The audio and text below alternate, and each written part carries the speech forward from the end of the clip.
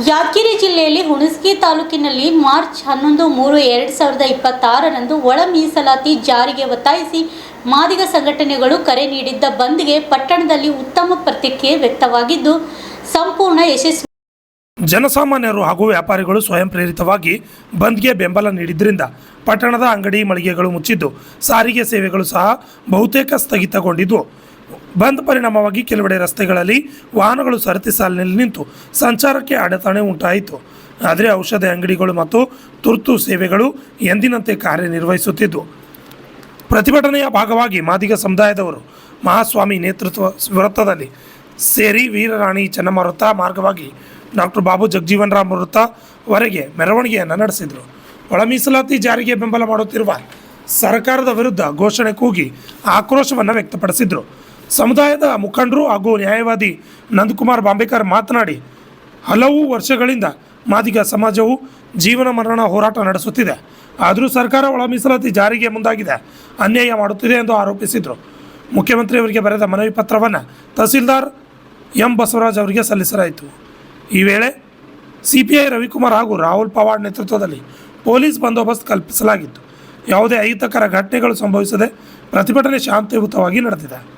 Rajkumar Rathod, RJ32 Kannada news, Yadgir.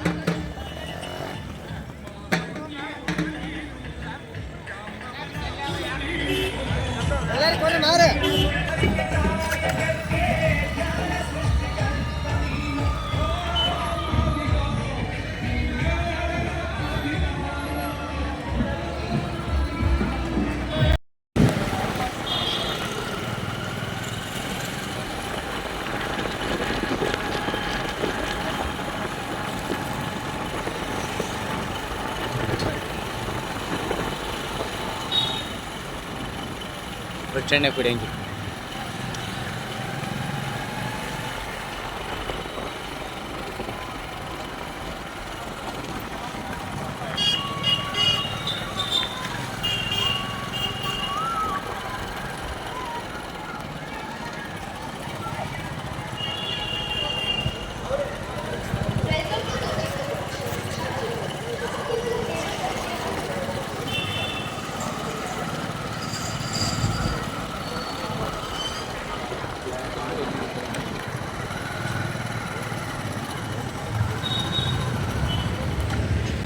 Madiga ಸಮುದಾಯಕ್ಕೆ ಮೀಸಲು. ಆದ್ರೆ ಆ 4,000 ಮಾದಿಗ ಸಮುದಾಯಕ್ಕೆ ಮೀಸಲಿದಂತ ಆ ನೌಕರಿಗಳನ್ನ ನಮ್ಮನ್ನ ಧಿಕ್ಕರಿಸಿ ಇವತ್ತು ನೀವು ಸಾಮಾನ್ಯ ವರ್ಗದ ಮೀಸಲಾತಿ ವರ್ಗದಲ್ಲಿ 2002ರ ರಿಸರ್ವೇಶನ್ ಪಾಲಿಸಿ ತಗೊಂಡ್ಬಂದು ನಾವು 18% ಅಲ್ಲಿ ನಾವು ಅದೇ ಇದರಲ್ಲಿ ಕಾಯ್ದೆಯಲ್ಲಿ ಕೊಡ್ತೀವಿ ಅಂತ ಹೇಳ್ತಿರಲ್ಲ.